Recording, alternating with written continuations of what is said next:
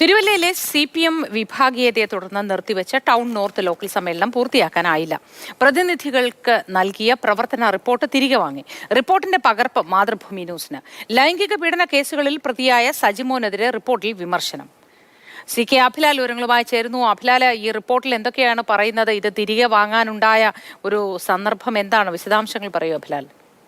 Thiruvalla area സമ്മേളനം December മാസം 11-ാം തീയതി തീരുമാനിച്ചിരിക്കുകയാണ്. അതിന് മുൻപായി ഏരിയയ്ക്ക് കീഴിലുള്ള ലോക്കൽ സമ്മേളനങ്ങളൊക്കെ തന്നെ പൂർത്തിയാക്കേണ്ടതാണ്. പക്ഷേ തിരുവല്ല ടൗൺ നോർത്ത് സമ്മേളനം സംഘടിപ്പിച്ച് പൂർത്തിയാക്കാൻ കഴിയുമെന്ന വലിയ ആശങ്ക നേതൃത്വത്തിനുണ്ട്. കാരണം സംസ്ഥാന നേതാക്കളടക്കം ഇടപെട്ടുവെങ്കിലും ഈ വിഷയത്തിൽ ഒരു സമവായത്തിന് ഇരുപക്ഷവും തയ്യാറാകാത്ത സ്ഥിതിയുണ്ട്. പ്രാദേശികമായി നിലനിൽക്കുന്ന വിഭാഗീയതയാണ് പ്രധാനപ്പെട്ട വിഷയമായി കണക്കാക്കുന്നത്.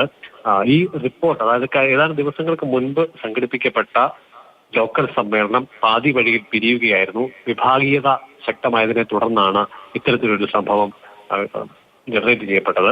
അതിൽ ഏറ്റവും പ്രധാനപ്പെട്ട വിഷയം 2 പീഡന കേസുകളിൽ പ്രതിയായിട്ടുള്ള CC സജിമോൻ എന്ന ആളിനെ 1 വർഷം മുൻപ് പാർട്ടിയുടെ പ്രാഥമിക അംഗത്തിൽ നിന്നും പുറത്താക്കുകയും പിന്നീട് 6 മാസത്തിന് ശേഷം കഴിഞ്ഞ ജൂലൈയിൽ അദ്ദേഹത്തെ തിരിച്ചെടുക്കുകയും ചെയ്ത സംഭവവുമായി ബന്ധപ്പെട്ട പരാമർശങ്ങൾ റിപ്പോർട്ടിലുണ്ടായിരുന്നു. ഈ റിപ്പോർട്ട് പ്രതിനിധികൾക്ക് വിതരണം ചെയ്തിരുന്നു. പക്ഷേ ഇതിന്റെ ഉള്ളടക്കം സംബന്ധിച്ച് വിവാദമായ പരാമർശങ്ങൾ പാർട്ടിക്കുള്ളിൽ വലിയ പ്രശ്നങ്ങൾക്ക് ഇടവരുത്തുമെന്ന് കണ്ട് ജില്ലാ സെക്രട്ടറിയുടെ നിർദ്ദേശപ്രകാരം പ്രതിനിധികളിൽ നിന്നും റിപ്പോർട്ട് തിരികെ വാങ്ങുകയാണ് ഉണ്ടായത്. ഈ റിപ്പോർട്ടിന്റെ ഭാഗങ്ങളാണ് ഇപ്പോൾ പുറത്തായത്.